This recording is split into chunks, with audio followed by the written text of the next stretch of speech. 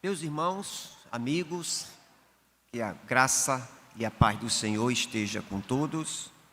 Nós queremos agradecer a Deus por esse momento tão especial de culto a Deus, de cultuar o Senhor.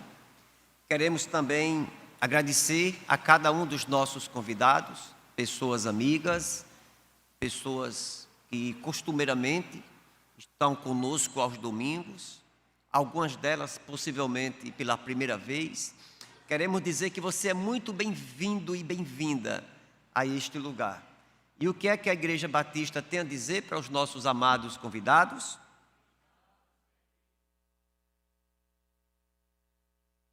Amém. Louvado seja o nome do Senhor. Nós vamos pedir a todos nesse momento que abram as suas Bíblias para a segunda carta que Paulo escreve aos Tessalonicenses, 1 Tessalonicenses, capítulo 1, 2 Tessalonicenses, capítulo 1, do verso 1 ao verso 4, inclusive já foi um texto lido nessa noite, 2 Tessalonicenses, capítulo 1, do verso 1 ao verso de número 4.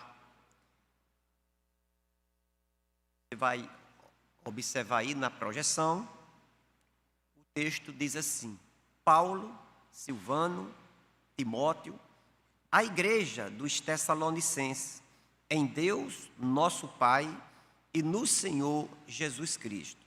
Que a graça e a paz de Deus, o nosso Pai, do Senhor Jesus Cristo, estejam com vocês.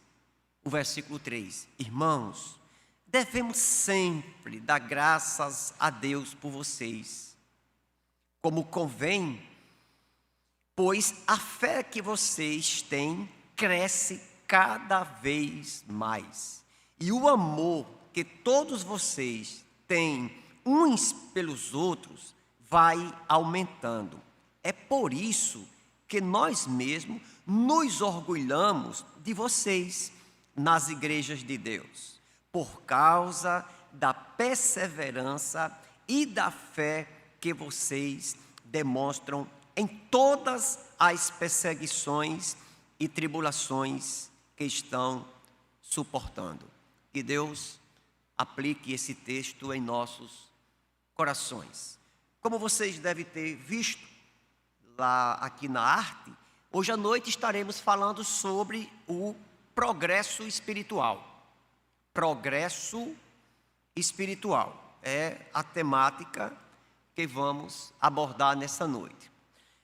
Quando o assunto é progresso financeiro, não é muito difícil a gente pessoalmente identificar. É só você olhar para a sua conta bancária, é só você olhar para a quantidade de boletos que você tem para pagar, é só você olhar a qualidade da sua alimentação, é só você olhar a quantidade de passeios que você faz. Então, observar um crescimento ou uma prosperidade financeira não é muito difícil.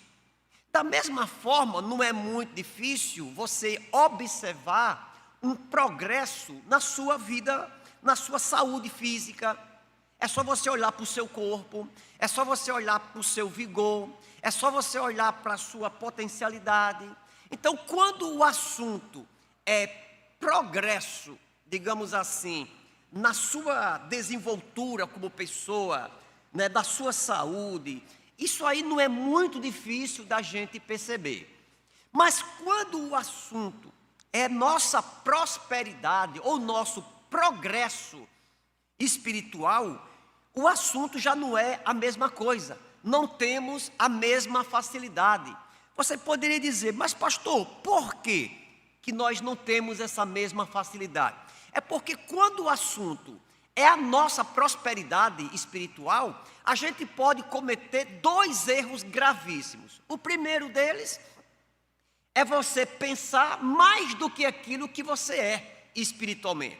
Aí você é conduzido a você ser uma pessoa orgulhosa, uma pessoa soberba, uma pessoa que de uma certa forma, pense equivocadamente sobre você. Você pode pensar para mais. Você pode se tornar uma pessoa extremamente arrogante, pensando que é, se gabando naquilo que é. Então você pode cometer este erro, você procurando analisar a sua vida espiritual. Você pode também pensar a menos do que aquilo que você é.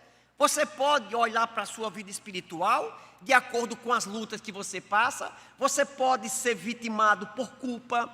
Você pode se rebaixar. Você pode pensar que você não é ninguém, que você é um fracasso na sua vida espiritual, que você não tem conseguido uma sequência com Deus, que você não tem se mantido fiel na fé.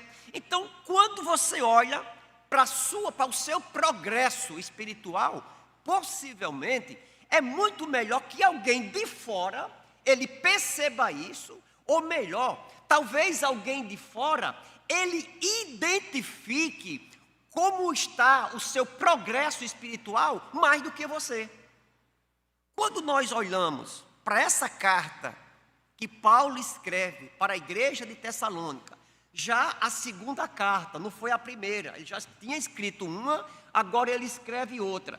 Então, quando Paulo ele escreve essa carta para aquela igreja, o Paulo lá de fora, ele consegue identificar, perceber o desenvolvimento espiritual que aqueles irmãos estavam passando.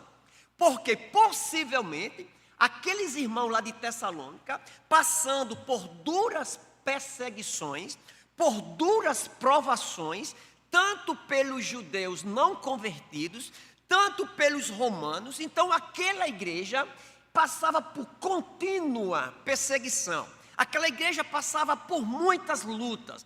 É tanto que os autores, os estudiosos, eles vão dizer que quando Paulo escreve a primeira carta para aquela igreja, ela estava sofrendo provações, estava sendo perseguida, os irmãos estavam morrendo, irmãos estavam sendo presos, a calúnia sobre eles eram grandes. Quando Paulo escreve essa segunda carta, parece que aquele mesmo sofrimento não parava, não cessava. E daí Paulo olha e começa a falar que mesmo em meio às lutas, aqueles irmãos estavam progredindo na fé. Aqueles irmãos estavam vivendo um verdadeiro progresso espiritual. Então, quando nós olhamos, principalmente nessa parte, neste primeiro capítulo, logo de início, o Paulo começa a agradecer a Deus, o Paulo começa a louvar a Deus, o Paulo começa a glorificar a Deus pela vida daqueles homens, pela vida daquelas mulheres, pela vida daquela igreja. Então, nitidamente, observando já, no primeiro versículo, o Paulo ele vai trazer uma saudação, ele vai dizer, mostrando aqui, né, uma parceria, ele vai dizer, Paulo, Silvano e Timóteo, dizendo que estava escrevendo para a igreja de Tessalônica. No verso 2, ele vai dizer assim, que a graça e a paz de Deus, nosso Pai, do Senhor Jesus Cristo, esteja sobre vocês. Ele começa a falar isso, mostrando que a graça de Deus esteja sobre aquela igreja. Aí ele começa a dizer agora por que é que ele estava dando graças a Deus pela vida daqueles irmãos. É tanto que o versículo 3, ele consegue explicar o segundo, principalmente, né? Por que é que Paulo estava dando graças a Deus pela vida daqueles irmãos? Por que é que Paulo desejava tudo isso? Por que é que Paulo dizia isso? Então, neste versículo 3, então, principalmente no 3 e no 4, o Paulo vai dizer, vai mostrar justamente o progresso espiritual daqueles queridos irmãos. Então, quais são as características, ou então, quais são os aspectos que o Paulo vai mostrar o crescimento espiritual daqueles irmãos? Ele vai dizer o seguinte, que aqueles irmãos, eles tinham uma fé que crescia em meio ao sofrimento. No verso 3, na parte inicial, o texto diz assim, o Paulo dizendo, irmãos, devemos sempre dar graças a Deus por vocês, como convém. Pois, atenção, pois a fé que vocês têm cresce cada vez mais. A fé de vocês cresce cada vez mais. Então, observe que aqueles irmãos, mesmo passando por lutas, passando por perseguições, o Paulo identifica que aqueles irmãos estavam crescendo na fé. Ou seja, era uma fé que crescia em meio à luta. Quando Paulo afirma um negócio desse, dizendo que aqueles irmãos estavam crescendo na fé, se a gente não conhecesse o contexto dessa passagem, o texto ficaria um pouco vazio. Era como se alguém dissesse: vocês estão crescendo na fé e tudo bem.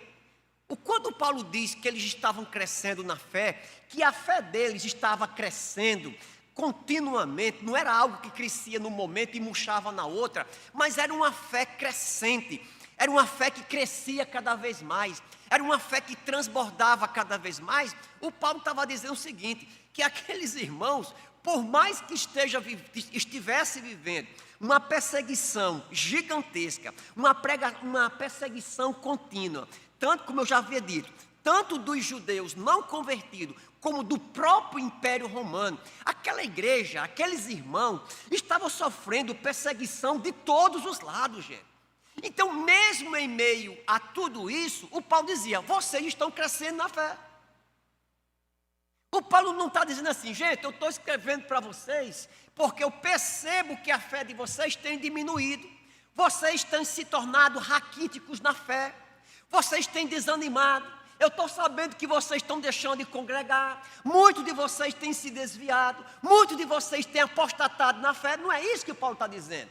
O que o Paulo está dizendo é o seguinte: meus irmãos, eu estou feliz com vocês, eu glorifico a Deus, eu agradeço a Deus por vocês, porque mesmo em meio a esse fogo cerrado, vocês têm crescido na fé. Louvado seja o nome de Jesus Cristo. Então, observe que aqueles irmãos, eles cresciam na fé, independente das circunstâncias que estavam passando. E quando você olha assim, você pode se perguntar: pastor, que lição tremenda é esta que aprendemos nessa noite?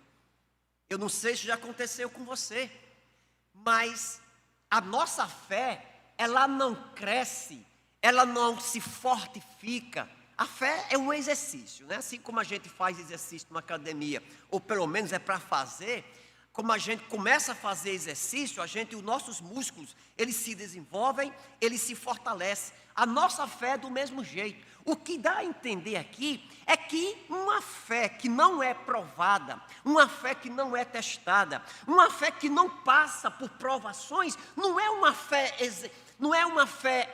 exercitada, não é uma fé que se torna robusta. É por isso que algumas vezes a gente passa por uma determinada luta e a gente baixa a cabeça. É por isso que a gente, quando enfrenta algumas dificuldades, a gente não reage como é para reagir. Parece que a nossa fé quer murchar, parece que a gente quer duvidar de Deus, parece que a gente quer ficar com raivinha de Deus. Não é difícil você encontrar algum crente passando por alguma luta e a pessoa diz assim: pastor, eu até de Deus eu estou blasfemando, eu até tenho duvidado da minha fé em Deus, eu tenho duvidado do amor de Deus por mim. Os cristãos aqui de Tessalônica, eles nos ensinam uma lição muito grande. Era um povo que crescia na fé, mesmo vivendo em meio a esse turbilhão de perseguições.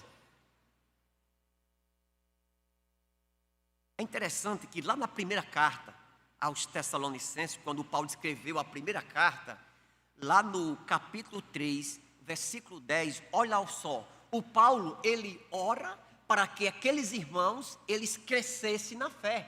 Observe que na primeira carta, o Paulo orava que Deus fortificasse, que Deus revigorasse, que aumentasse a fé daqueles irmãos. Nessa segunda carta, o Paulo começa a glorificar Deus, porque a fé daqueles irmãos estava crescendo.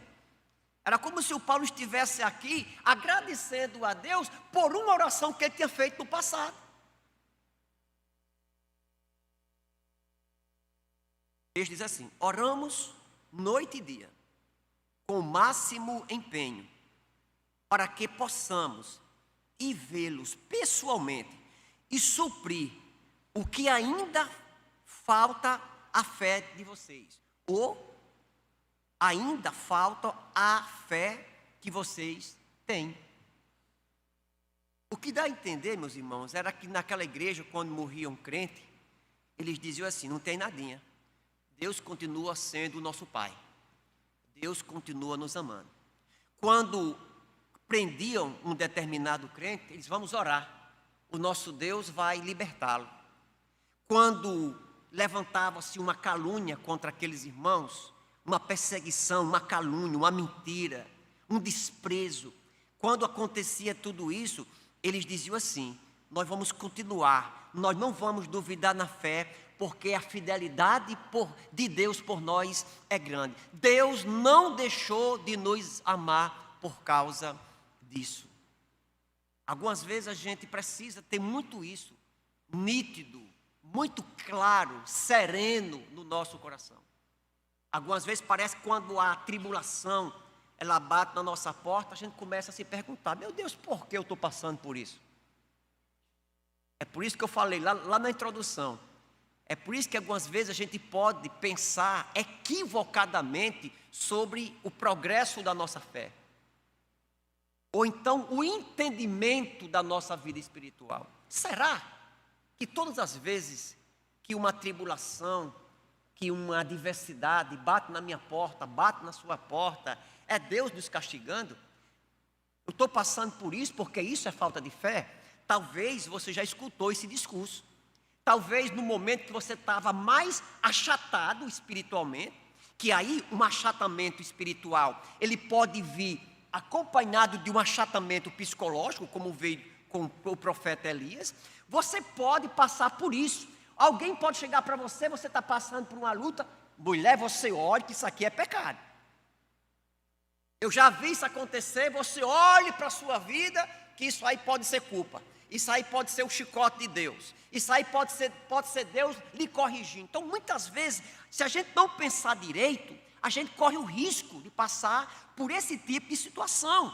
Mas é interessante que aquela igreja, e traz uma lição forte para cada um de nós, era que aquela igreja, ela continuava crescendo na fé.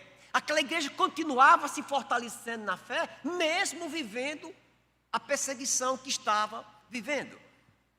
Eu gostei de uma frase que eu li sobre isso.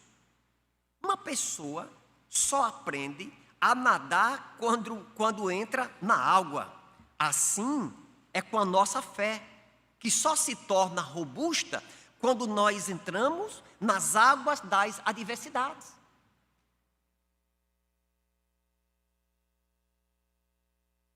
Então, a primeira prova desse progresso que aquela igreja passava era que aquele povo tinha uma fé que crescia em meio ao sofrimento.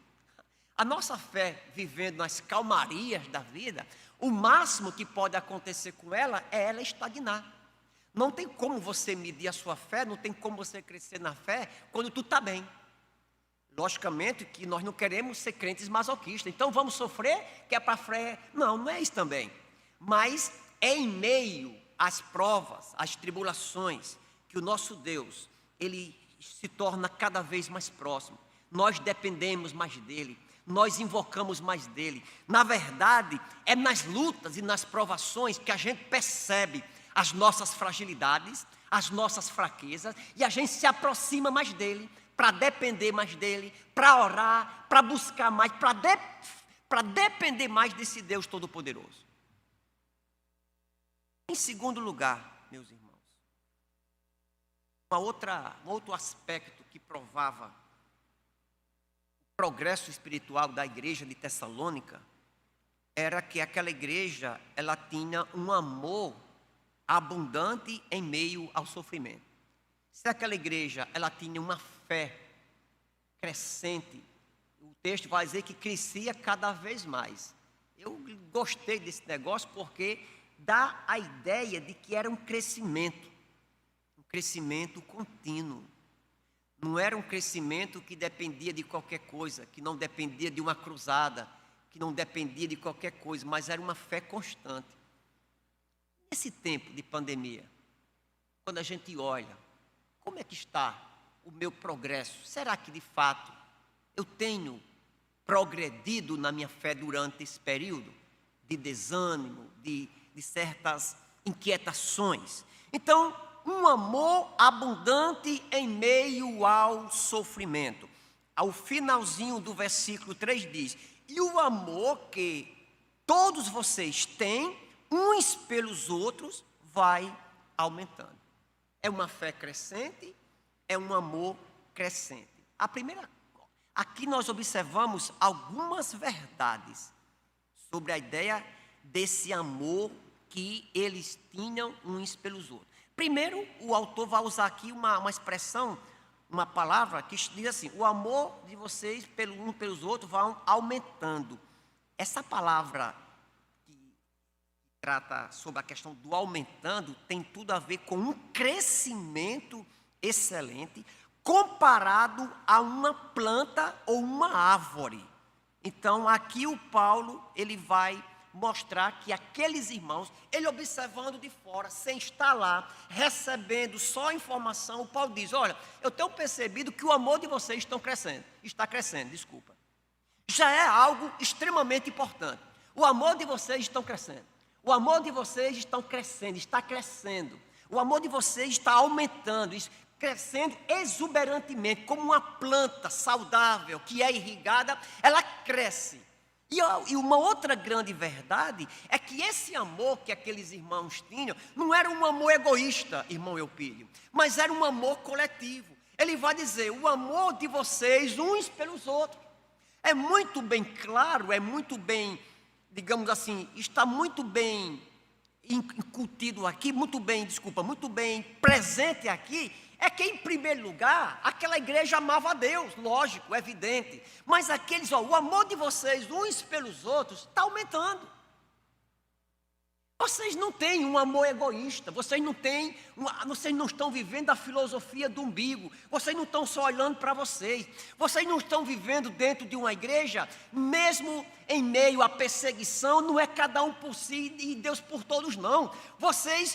O amor que vocês têm uns pelos outros, os cuidados que vocês têm uns pelos outros, está aumentando.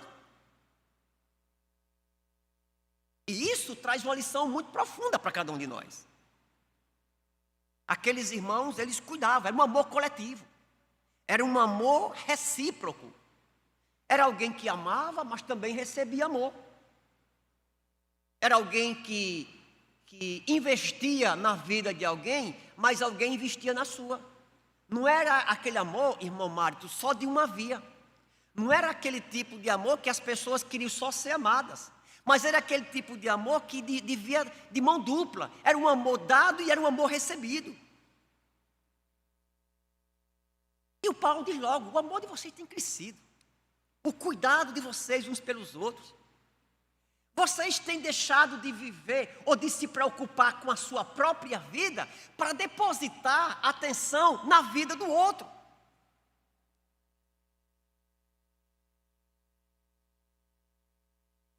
Da mesma forma que Paulo, ele escreveu a primeira carta, orando a Deus, que Deus aumentasse a fé daqueles irmãos, da mesma forma, em 1 Tessalonicenses, capítulo 3, verso de número 12, o Paulo vai orar a Deus, que Deus aumente o amor, que o amor daqueles irmãos fosse crescente. Paulo ora a Deus e... Deixa eu pegar esse texto.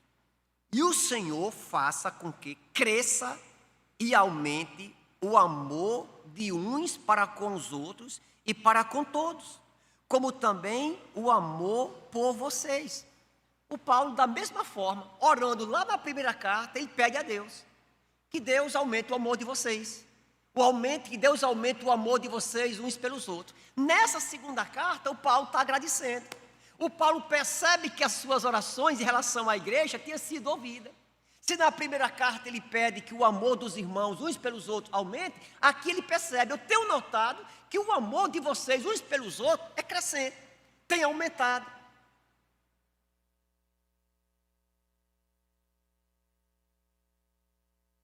O mundo é um lugar de pessoas frias, solitárias e sem amor. O mundo que nós estamos vivendo hoje É um mundo frio, é um mundo solitário, é um mundo com mais de 7 bilhões de pessoas. Vamos varar a casa dos 8 bilhões daqui a pouco. Mas é um mundo que vive e que se comporta de maneira fria para com o seu próximo. É terrível você observar que 2 países, como a Rússia e a Ucrânia, né, é como se fosse uma briga de um cachorro grande com um cachorro nanico, e parece que esse tipo de contexto não faz muita diferença para muita gente. Parece que a quantidade de pessoas que morreram no mundo vitimadas com Covid-19 não assombrou ninguém, ou pelo menos não impactou a vida de ninguém. Quando eu digo impactou a vida de ninguém, não estou nem dizendo que as pessoas deveriam ter medo do vírus, mas que deveriam ter. Mas parece que o valor da vida, parece que simbolizou pouco para as pessoas. Eu não sei se você já passou por essa experiência de, na rua onde você mora, ter uma família que está lá vivendo a profunda dor de um luto, acompanhar o sepultamento, o velório de alguém da família, a família todinha em choque, e na mesma rua, muitas vezes bem próximo, você vê as pessoas se congratulando, as pessoas festejando, as pessoas bebendo, as pessoas vivendo como se nada daquilo fosse com elas. Parece que algumas vezes é assim. Você vê alguém, uma família, vivendo, amargurando a dor do luto, do sepultamento, de ver uma pessoa dentro de um caixão aqui, na rua da frente, as pessoas se banqueteando, as pessoas se rindo, as pessoas bebendo, como se fosse a coisa mais natural do mundo. Era como se fosse assim, era como se tivesse alguém num apartamento, e no apartamento da frente tem alguém sofrendo, tem alguém doente, tem alguém precisando de muita ajuda, mas eu acho que aquilo ali não tem nada a ver comigo. A igreja de Tessalônica, ela vai nos mostrar completamente diferente. Naquela igreja existia um povo que se importava com os outros. Aquele povo, ele estava dizendo assim: as dificuldades de um irmão eram as dificuldades do outro. A luta que o irmão estava passando fazia parte da minha própria vida. As alegrias de um irmão eram as alegrias do outro irmão. A perca de um irmão era também as minhas percas. Era a minha perca. Era a minha perca. E isso traz uma lição muito profunda para cada um de nós. Já disse alguém, né, que o amor, ele tem o poder de mudar o mundo. É através do amor que a igreja vai demonstrar para os outros, vai demonstrar o amor também que nós demonstramos a Deus. O mundo vai perceber Deus em nossas vidas a partir do momento que a gente viva o amor. Porque pregar sobre o amor não é tão difícil, irmão Mosaniel. Você falar de amor não é tão difícil. Difícil é você viver o amor. É você mostrar através de atitude que você ama, se importando com alguém, ligando para alguém, se congratulando com a dor de alguém, se interessar pela vida de alguém, ajudar alguém, se importar com a vida dele, ter intimidade com essa pessoa, não ter uma união ou uma amizade superficial. Uma amizade superficial. Aqueles irmãos, mesmo em meio à luta, as dores, as perseguições, o Paulo identificava que aqueles irmãos, que o amor que aqueles irmãos tinham uns pelos outros, ele vai dizer assim, estava crescendo, estava aumentando. É como se fosse algo que estivesse desabrochando cada vez mais, independente daquilo que eles estavam, de fato, enfrentando. E em terceiro lugar, nós observamos um outro aspecto desse crescimento ou desse progresso espiritual que aquela igreja estava passando. No verso 4, o texto diz assim: é por isso que nós, mesmo nos orgulhamos de vocês nas igrejas de Deus, por causa da perseverança e da fé que vocês demonstram em todas as perseguições e tribulações que estão suportando. É tanto que no verso 4, o Paulo ele é enfático em mostrar isso, né? Então, o aspecto desse progresso espiritual daqueles irmãos era que aqueles irmãos tinham uma paciência que eu posso dizer que era uma paciência suportável, era uma paciência vitoriosa em meio ao sofrimento. Em meio ao sofrimento. Era uma constância, era uma perseverança. Como disse alguém, era uma constância viril, firmeza, ausência de variação. Aqueles irmãos estavam firmes, eles não retrocediam. Era como se aqueles irmãos, se a vida espiritual deles fosse um carro, era como se o carro deles não tivesse a marcha ré. Eles não retrocediam, não voltavam, eles não murchavam, eles estavam lá, firmes. É tanto que essa ideia, né, de constância, de perseverança, de resistência, mostra a qualidade de uma pessoa que suporta aquilo que está acontecendo de maneira enérgica, de maneira vitoriosa. É uma confiança em Deus que é dada por Deus, que é capacitada por Deus para os momentos de oposição e que isso não venha esmorecer. Então, o que o Paulo está dizendo aqui é isto.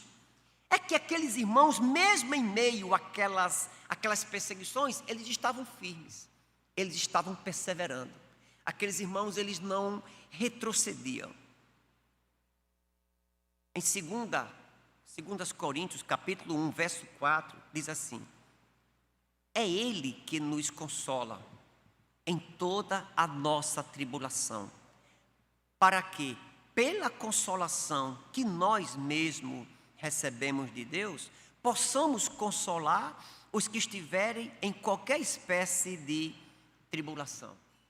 Veja que lição preciosa. O Paulo está dizendo aqui o seguinte: vocês estão crescendo, vocês têm uma paciência, vocês têm uma perseverança em meio ao sofrimento. E essa esperança, porque não vai dar gente para trabalhar toda a sessão, mas observe que esta perseverança deles, é que eles tinham muita consciência de que Deus estava no controle das suas vidas, de que nada daquilo que poderia acontecer naquele tempo poderia mudar os propósitos de Deus na vida deles. Aqueles homens, aquela igreja pensava assim: aconteça o que aconteça com a gente, nós sabemos para onde nós iremos. Nós sabemos que nada vai impedir o propósito de Deus nas nossas vidas. Nós somos vitoriosos. A nossa razão, a nossa verdadeira alegria, o nosso verdadeiro fundamento é Deus. E eles ainda tinham mais ainda uma convicção que Jesus Cristo estaria voltando para dar fim a qualquer tipo de sofrimento que eles estariam passando aqui na terra. Era uma firmeza. É interessante que eu não sei se vocês já passaram por isso, eu não sei se vocês já viram isso, mas não era a paciência daquele povo, a firmeza daquele povo, a perseverança daquele povo. Não é alguém que fica assim com as mãos na cabeça, de olhos fechados, tremendo todo e ficando ali de maneira, tipo assim, esperando tudo passar. Não era assim. Não é alguém que pega uma faca e bota nos dentes e fica ali. Não é alguém quando vai tomar uma injeção, uma vacina, que pega uma toalha, que pega um pano e bota na boca e fica mordendo esperando passar. Não era desse jeito. Eles não ficavam roendo as unhas, não ficavam tremendo, amedrontados, sem saber o que poderia acontecer. Não, eram pessoas que descansavam nos propósitos de Deus. confiavam na soberania de Deus, no amor de Deus, na proteção de Deus sobre a vida deles, mesmo em meio às tribulações. Sabe o que é que aqueles irmãos pensavam? Eles pensavam o seguinte: nós estamos nos fortalecendo para que a gente também possa fortalecer os outros, para que a gente possa consolar os outros. A gente também está se comportando assim para que a gente possa ser exemplo para aqueles que estão passando pela mesma luta. Portanto, meus irmãos, concluindo, o verdadeiro progresso espiritual, logicamente que nós não discorremos aqui sobre todos os aspectos de um progresso espiritual que a Bíblia nos ensina, mas olhando para esse texto, nós observamos nitidamente na igreja de Tessalônica uma fé que crescia em meio ao sofrimento, um amor que aumentava, era abundante em meio ao sofrimento, e também uma perseverança, uma paciência que suportava em meio ao sofrimento. Que Deus abençoe, que Deus faça com que prosperemos na fé, que cada um de nós possamos prosperar, progredir na fé, e que a gente possa passar por tudo isso, crescendo espiritualmente, que a gente amadureça espiritualmente. O crente não chega a uma medida de maturidade, de crescimento espiritual, dizendo que bateu na tampa. Todos nós precisamos e continuar crescendo. Que Deus aplique esse texto em nossos corações.